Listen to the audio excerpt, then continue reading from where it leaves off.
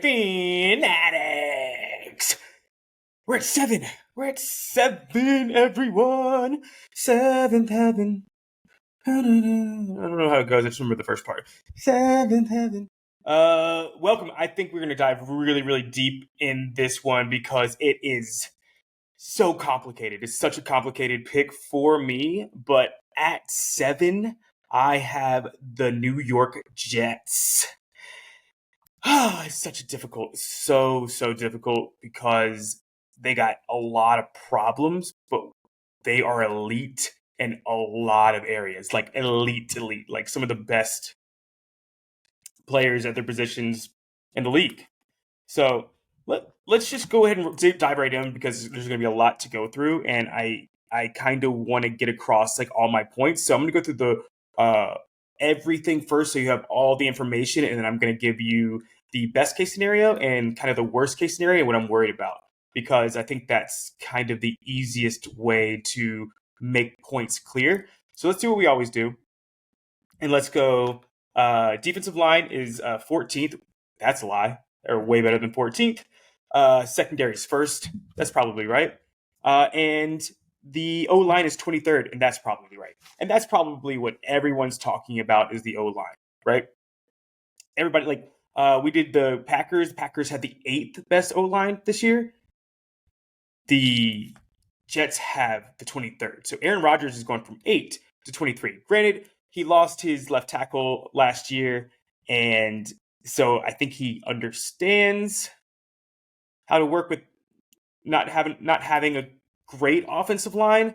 That being said, he wasn't very happy about it, so he ain't gonna be very happy about this one. But yeah, let's go right into our schedule. So last year they were 7-10. So Zach Williams missed the first 3 games because he got a bone bruise in his knee. Man, I'm gonna make this point too when I get through the whole schedule. Poor Zach Wilson, man. And that's we'll get there. I'll make that point. So we have Ravens. They lost 24 at home, 24-9. At Browns, they won 31-30. Bengals at home, they lost 27-12. At Steelers, they won 24-20. At home to the Dolphins, they won 40-17. That's when Tua was out. He missed this game. At Packers, they lost 27-10. At Broncos, they won 16-9. Patriots at home, they lost 22-7. Bills, they won at home 20-12. At New England, they lost 10-3.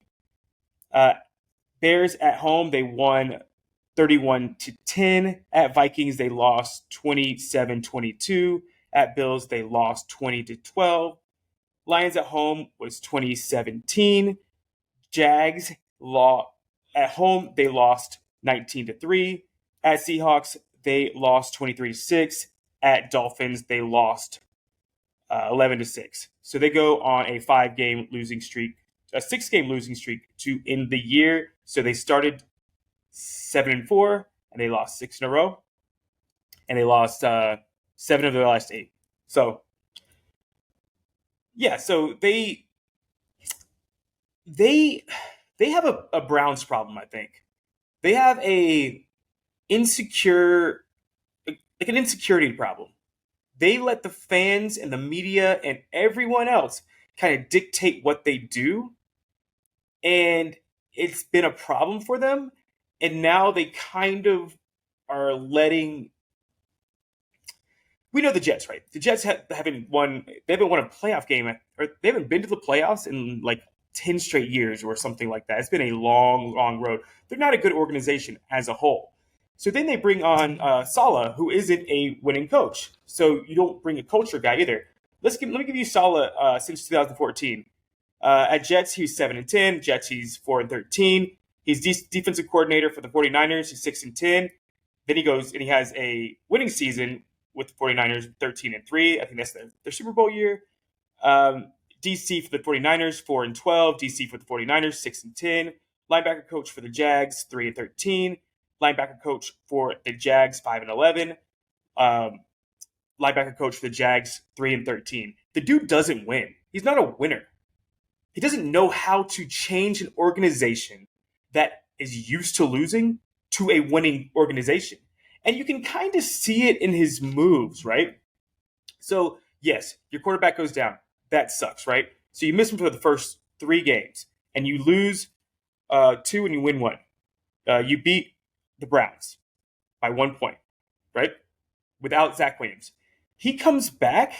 You go to Pittsburgh against Mike Tomlin with Zach Wilson, and he wins you that game. His first game back, win.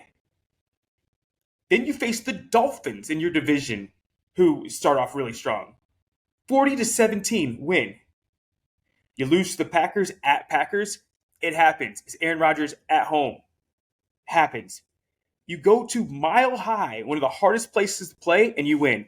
He starts off 3-1. This is a second-year kid that needs culture, he needs stability, he needs all these things. And it's like, oh yeah, great job, man. Like, we're gonna pick you apart like every single thing you did because you're in New York and that's what we do. But you went 3-1 against Tomlin, against the Dolphins that made the playoffs last year, against Aaron Rodgers at Aaron Rodgers, and in Mile High against Russell Wilson. 3 of those 4 games were on the road. And you go 3-1. Then he comes back and you get Bill Belichick against young quarterbacks. Every young quarterback, every single one has problems against Bill Belichick. It's just what he does. He's really good at young quarterbacks. Like, he's never really good at young. He's really good at planning for young quarterbacks.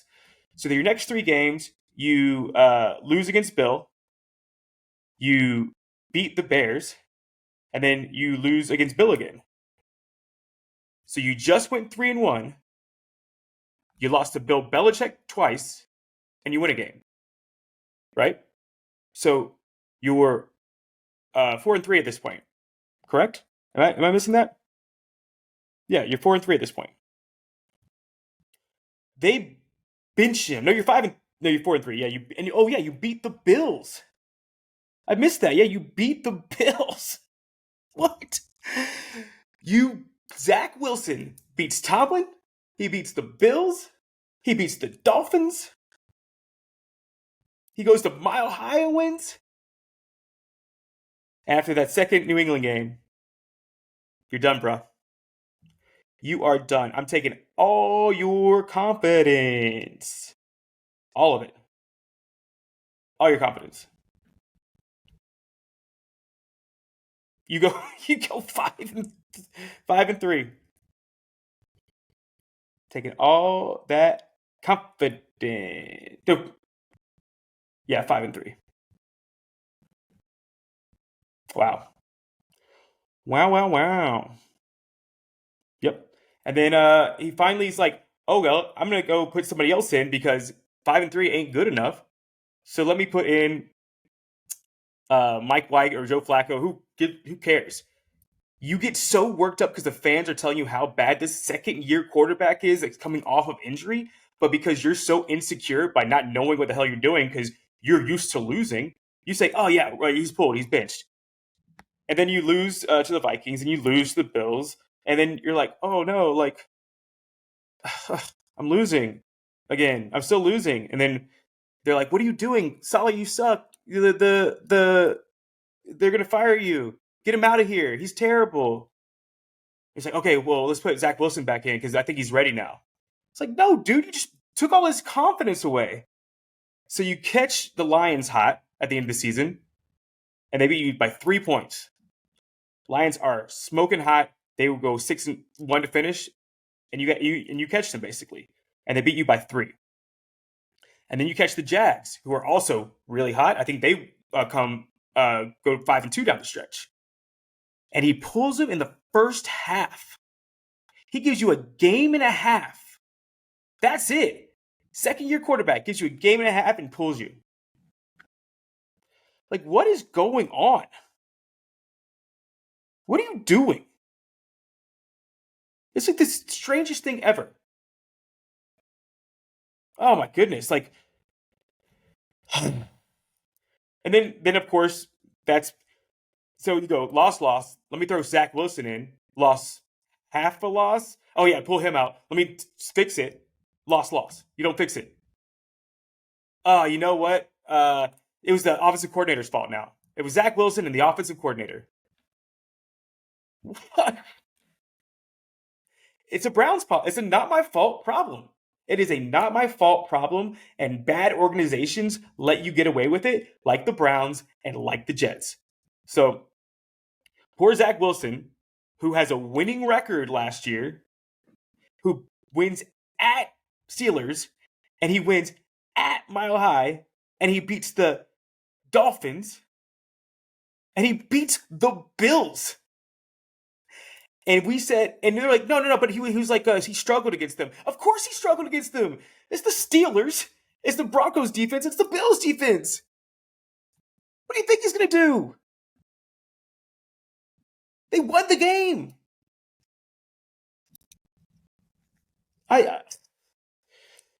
Oh man.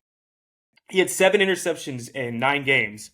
And if you double that, he had less of a turnover rate than Josh Allen. He's a second-year kid, man. And they just gave up on him. He's a second pick in the draft. And they say, oh, yeah, but passer rating. Even though you played one of the best 4 defenses, including Bill Belichick, in the league. We've already decided, like, look at how we've already gone through these teams, except for I still have Steelers ahead next. But we've already gone through these defenses. Dolphins have a great defense. Patriots have a great defense. Bills have a great defense.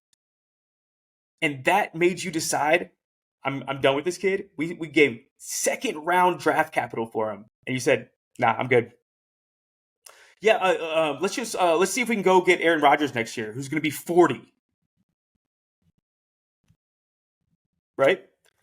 So let's go. So I already went through Saleh. So he's going to make Nathaniel Hackett his OC, right? Nathaniel Hackett, without Aaron Rodgers, has 3 winning seasons and 9 losing seasons as a coach. He got fired in his first year when he was a head coach. There is absolutely no reason to hire Nathaniel Hackett except Aaron likes him. And when you start getting into these kind of things, look at the Lakers and LeBron James. And LeBron starts playing general manager, they start being not good. You can't let players dictate what you do. You have to have a better culture. If you're Tyreek Hill and you want this, I'm like, good. No, we'll be okay. And you win a Super Bowl. That's what good cultures do. They don't like. I yeah, I don't know. Yeah, and so let's go to this part. Like you're not my fault. And let's go to let's while we're at it, let's go to the defensive coordinator. He's been coaching for 10 years. He's had 1 winning season. That's almost impossible. How do you coach for 10 years? I mean, I guess Derek Carr's played quarterback for 9 years and has 2 winning seasons. So I guess that's fair. But the only winning season that he had was as a linebackers coach. 10 years. What? So between all of them, man, without Aaron Rodgers, you're looking at 5 winning seasons. Oh, between your head coach, offense coordinator, and defensive coordinator. Oh man, I hated to rant about that, but that's what scares me so much about this team because I think this team is probably the most talented team in the league. And all these guys are it's almost like I'm looking at the Browns all over again. Like all over again. All these guys. And you see it in Hard Knocks almost. Like these guys have done nothing. I played sports growing up and you played against these kind of guys. Like we won the game. Oh yeah, but I crossed you up. It's like, no, you gotta win the game. Wait, I thought we were playing to win. Not crossing what? And that's what they get. Like Quentin Williams, I got like 10 sacks. You ain't won nothing, man. You've been on bad teams this entire time. There's more to playing that role than getting sacks. Yes, you're an excellent player. You ain't won nothing. You won 11 games in 2 years? Yikes. Yee. And you come up like Like that's the most important thing to you? Oof. And you can also see like in Hard Knocks when like Saleh's like, wow, look at Aaron go. He's amazing. Bro, you're coaching a team. You're not a cheerleader. Coach a team. So yeah, that's my. I'm so nervous in that this would be my call because almost always culture matters over talent. Browns have been talented for a long, long time, and they keep on losing. All right, that's my negative rant. Now, positive. Wow, this team is freaking loaded. This team is loaded. They do have a difficult schedule, but they get everybody kind of at home and at good times in the schedules. Let's go what I have. I have that them the first game of the season. That Jets are going to be. That stadium is going to be bananas. So and that they have to win that game. You don't want to lose that game and then have to go to Dallas against McCarthy, who all he wants all season is to see you and crush you in Dallas with probably the best roster in the league, in my opinion. So I got you beating Buffalo because you absolutely have to. I got you losing at Dallas no matter what. You're back home at New England. That's a win. You get KC. I have that as a loss just because I think they have a good offensive line. They can stop your pass rush. And I think that you're going to be pretty poorly disciplined as a team in general because you have a losing coach and a losing culture. And Andy Reid's going to just outcoach you. As long as you don't turn the ball over, I think you win that at home if you're KC. Then you're going at Denver. I think that's a win. You go to Philly. That's a win. Yeah, I just think that you out. There's a reason why I did this, and I'm pretty sure that Philly's on a short week right here, or some sort of thing where they're some sort of area where I think they're on a short week because you're going to Philly. Then you get your bye. Then I have you at Giants off a bye. At Giants, you're still not traveling. You're staying where you are. So it's a same thing. You're still at MetLife. So that's basically a home game after a bye. I got that as a win. Chargers have to come to you. I have that as a win. You go to Vegas. I know you got to go cross country, but it's Vegas. So I think that's a win. I got you losing at Buffalo because you're away and then away. And Buffalo is just going to start getting desperate because that's in their gauntlet. You remember last episode I had them going 8-9. So I had that as a loss. And then you get these three home games. You get Miami at home. I think that's a win. Atlanta at home. I think that's a win. Houston at home. I mean, I think you're just going to roll through a lot of these. Because, yeah, I mean, Miami has a good defensive line. They'll have a good pass rush. Hopefully you have your O-line together by then. Yeah. And then you go to Miami. They've already seen you once. They start kind of getting desperate. They need to start winning some games. I got you losing to Miami. I got you beating Washington, but that makes me nervous if your line's still bad because Washington has a great front seven. But you get them at home. And you go to Cleveland, and I think that's a must-win to get you in the playoffs, just to get in the playoffs. I still have you win. I still have the Jets winning the division, but to get you, it's so close that you can win out and win the division, or you can lose out and miss the playoffs. So in a must-win game, I have you beating Cleveland just because you're the better of the not my fault teams. And then I have you losing at New England because it's a must-win for New England, and you've kind of wrapped up the division. All you can really do is because I have Kansas City with one more win than you, so Kansas City already owns a tiebreaker. So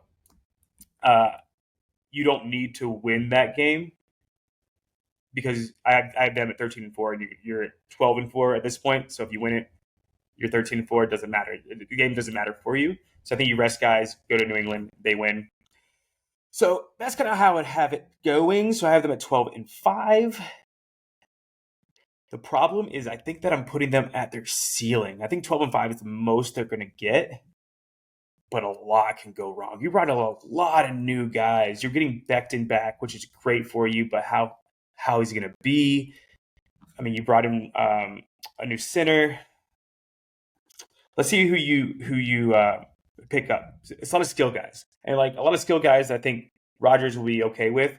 So you bring in Lazard, you bring Dalvin Cook, Hardman, Cobb, And then on the defense, you bring Solomon Thomas, which has always been kind of a headache kind of guy, I feel like. So, and then you bring Amos on the. We already know the secondary is the number one. You lose Quan Alexander, the Steelers. I mean, you got some big losses. Rankins, interior tackle, and then Shepard. I'm not a huge fan. People are talking him up in New Orleans. I don't know. I don't know if it's a big loss or not.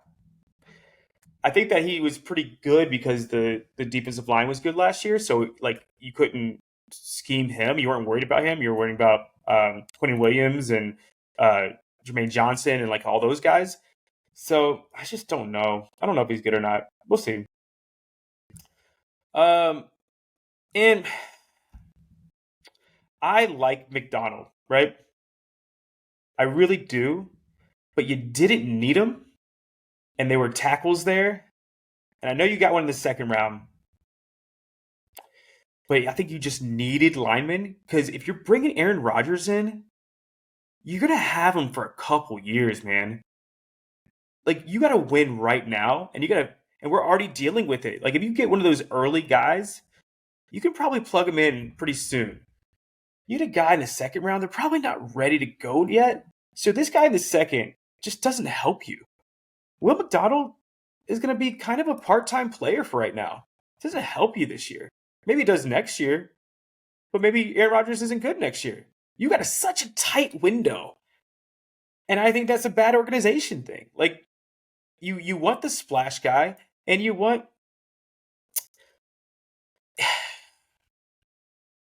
oh man. I don't see McDonald starting this year.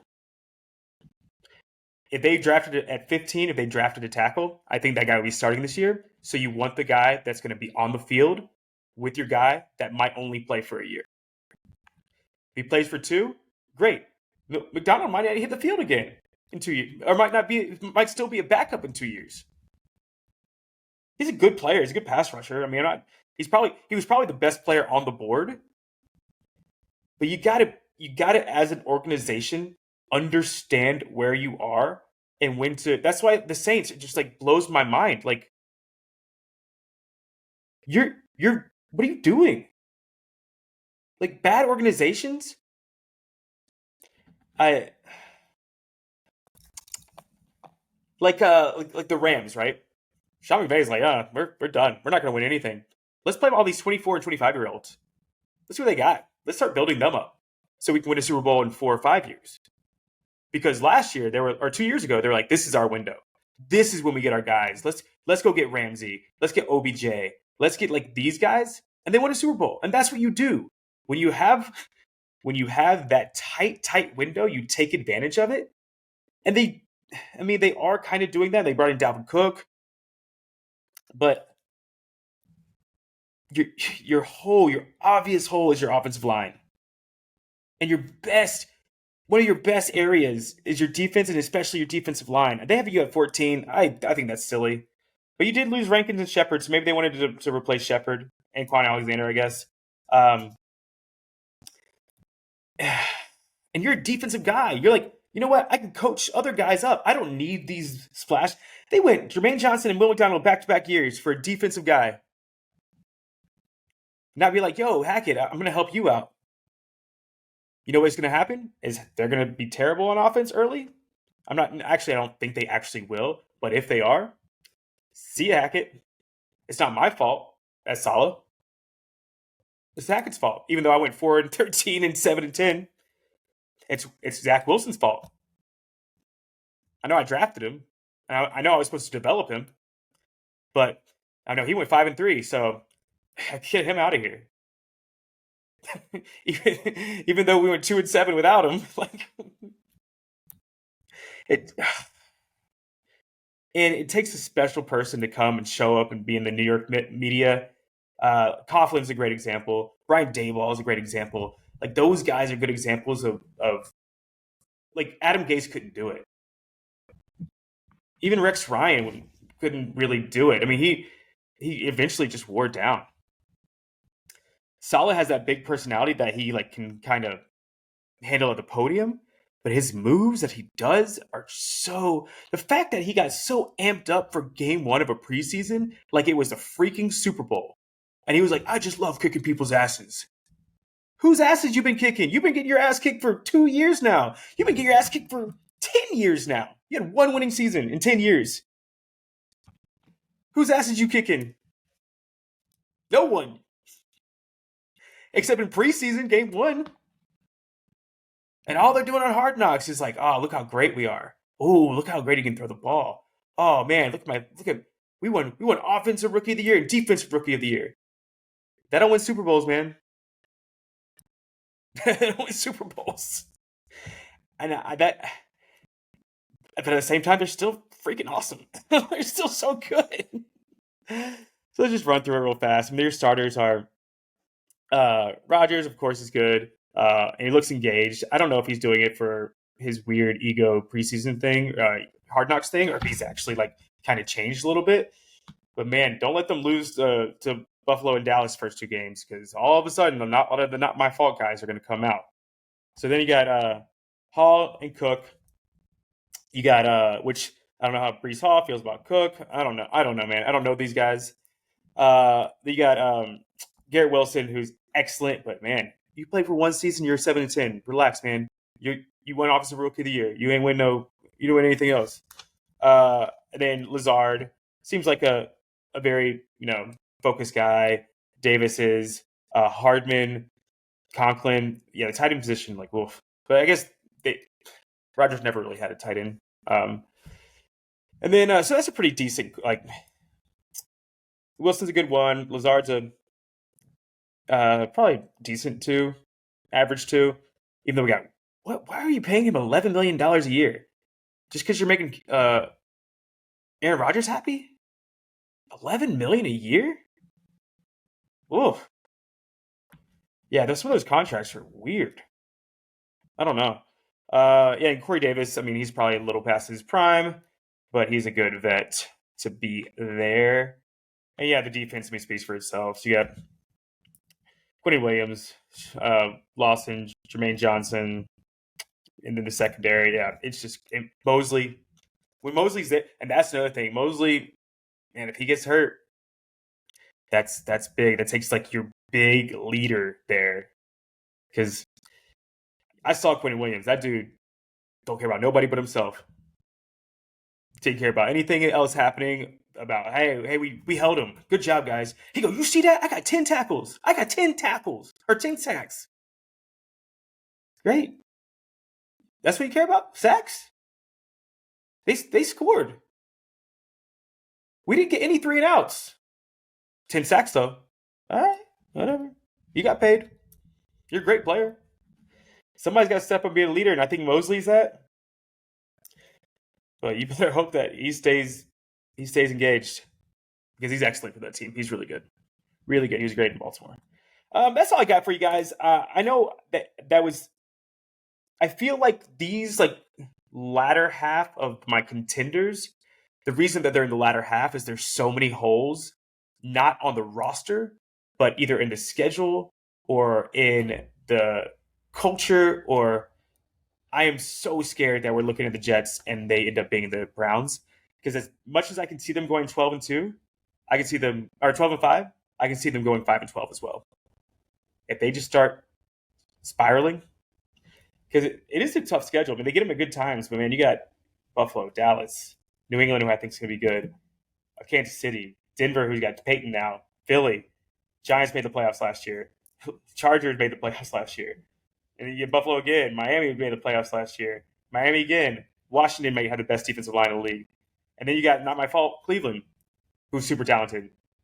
That's a tough schedule. So I can easily see them going 5-12. But I am going to remain positive, and they are going to be 12-2 because I want someone to win in New York. I'm tired of nobody winning games and winning super championships in New York. So come on, Jets. Come on, win some games. Let's go. Somebody be a leader. Do the impossible. All right, guys. Thanks for listening. Hope you have a great day, and I'm just vamping now. Okay, bye.